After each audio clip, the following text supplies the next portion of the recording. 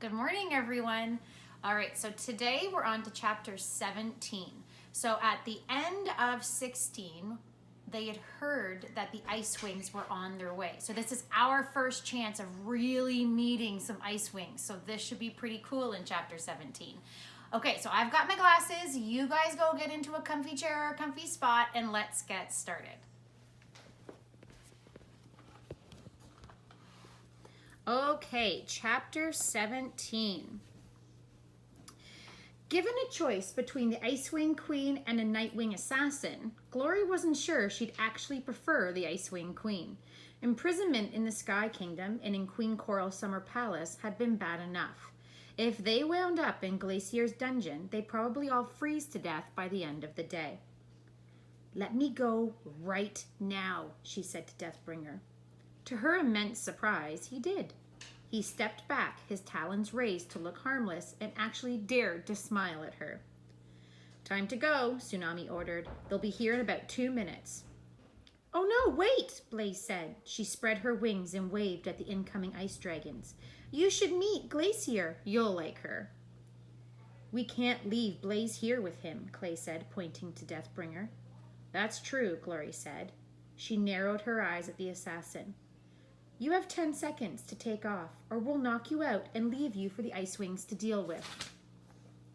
"Shouldn't we do that anyway?" Blaze asked. "I mean, he did try to kill me. Queen Glacier will be so mad. This one time, a Skywing flew all the way here and nearly got me while I was getting some sun, and Glacier literally ripped off his wings. It was really gross, but also kind of sweet, like she really cares about me." "Or she really cares about all the land she'll get if you become queen," Glory thought. Sunny looked faintly sick. "Guess what I don't want to see," she said. "One dragon ripping the wings off of another dragon. Not ever. Thanks." "All right, I'm convinced," Deathbringer said, backing away. "But you really should have let me kill her." He paused with his wings spread and gave Glory a cheeky grin. "So when can I see you again?" "Get out of here," Glory said, glad that Jambu wasn't there to loudly interpret the colors that were trying to shift through her scales. Deathbringer bolted into the sky. Blaze followed him with her eyes for a moment, then seemed to lose interest. She turned to Clay and Tsunami with a winning smile. "Please don't go," Blaze said. "Queen Glacier will be so grateful to you for saving my life. Now we can have that party I mentioned." "Sorry," Tsunami said. "We are not sticking around to become captives again." We'll be in touch," Clay said. "Keep applying pressure to this until a healer can look at it." Blaze rallied herself to stand upright and gave them all a little nod. "It was delightful to meet you," she said, "even if you are missing a Skywing, and some of you are a little funny looking. I promise you'll be pleased if you choose me." She waved a wing weakly in the direction of the desert. "I can offer you whatever land you want. You could each have land enough for a palace of your own." "Quit giving away your territory," Glory snapped. "I know the Kingdom of Sand is big, but life in the desert is tough, and your subjects need every oasis. And if you do become queen, you'll need to rebuild your treasury somehow, so remember that too." "Queenly advice from a Rainwing," Blaze giggled, as if the pain in her neck was making her loopy. "Now I have heard everything." Glory frowned at her, but the Sandwing didn't seem to notice. "Come on," Clay said gently to Sunny, urging her up. Sunny held her blood-stained talons out, and Starflight jumped forward to take them in his. "You'll feel better once we're in the desert," he said. "Don't let them follow us," Tsunami said to Blaze as the others took off. "They'll be too busy rescuing me," Blaze said, lying down in a graceful, melodramatic pose. Glory and Tsunami exchanged eye rolls and lifted into the air. The Ice Wings were almost upon them. They had to fly as fast as they could. Tsunami faltered for a moment as she went aloft. "Does it hurt?" Glory asked, flying close to her. "Will you make it to the passage?"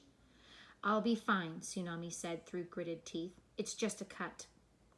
After a moment, she added, "But yes, it hurts." Glory stayed alongside her as they flew through the cold, pale blue sky. She glanced back several times, but saw no sign of Ice Wings in pursuit. No sign of a Nightwing trailing them either. "Glory," Tsunami said after a bit, "can I ask you something? Why didn't you use your venom on that assassin?" Glory felt a twinge of embarrassed pink creeping along her scales, and she fought it back until she matched the sky. That wasn't an invitation to disappear, Tsunami said. I just didn't feel like killing him, Glory answered. I don't want to kill any more than I have to. But he is literally on a mission to kill you, Tsunami said. Killing him first is Killing him first is kind of the definition of self-defense. Maybe, Glory said. I don't know. It didn't feel like he was trying to kill me. Tsunami shook her head. All right, but so you know, from where I'm standing, it certainly looked like it. Whatever, Glory said. We'll probably never see him again. The real question is why the Nightwings are getting so involved. First, they try to get us to choose Blister, and then they send an assassin to kill us. Don't they want their prophecy to come true? Maybe, like everyone else, they only want it to come true their way, Tsunami grumbled. What's their way, Glory wondered. What difference does it make to them who the Queen of the Sandwings is? I have no idea, Tsunami admitted. Well, if they have something to say about this war, Glory said, they can come on out and fight it instead of hiding and making vague predictions every few years. And sending assassins, Tsunami added. Cowards. It wasn't often that Tsunami and Glory agreed about something. Glory couldn't remember the last time they'd had a conversation this long without arguing. It wasn't that she disliked Tsunami. She didn't even really mind her bossiness. But she did feel like someone needed to talk back whenever Tsunami started acting like the boss of everyone, just to make sure Tsunami's head didn't get too big for the rest of her.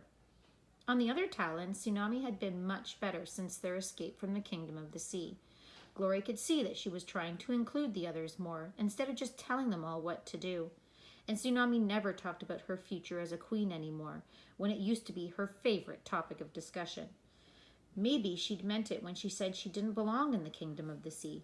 Maybe she'd really given up on ruling her tribe one day. It was dark by the time they spotted Burn's stronghold in the distance and a semicircle of cacti that they were looking for. Glory and Tsunami spiraled down to the ground and found Starflight frantically digging in the sand. The hole is gone, he cried. It's disappeared. A bolt of green panic shot through Glory's scales. Trapped between the Ice Wings and Burn, with an assassin out hunting them, was not how she wanted to spend the night. It's not gone, Clay said firmly. Let me dig. He muscled Starflight aside, looked up at the cacti, and started to dig in a slightly different spot. What are you doing? Tsunami called to Sunny, who looked like she was trying to tango with a cactus up the hill. You heard what Blaze said, Sunny panted. If we take this back, maybe we can heal webs. Ouch! She flinched back from the thorn, shaking her front talons. We don't need the whole cactus, Tsunami said, amused. Break off one of those arm things and bring that instead. That's what I'm trying to do, Sunny said. Tsunami floundered up the sandy rise to help her. Glory noticed that Sunny had used sand to rub off some of the bloodstains, but there was still dark blood caught between her scales and talons. There, Clay said. Found it. He swiped some more sand away from the entrance to the tunnel. Starflight let out a breath. Oh, he said. That must be why no one spotted it before. The wind covers it with new sand every day. He edged towards the tunnel. So we can go? Glory checked the sky again as Sunny and Tsunami slid back towards them with chunks of cactus. No dragons anywhere that she could see. She nodded at the tunnel and Starflight darted gratefully inside. The others followed, one by one. Glory went last, piling up as much sand behind her as she could. As she came out of the tunnel into the dark forest, a ball of fur exploded from the tree above her and landed on her neck. The sloth wrapped her arms and legs around Glory's neck and began warbling and chirruping furiously. I think I'm being scolded, Glory said to Clay. She reached up and smoothed Silver's fur.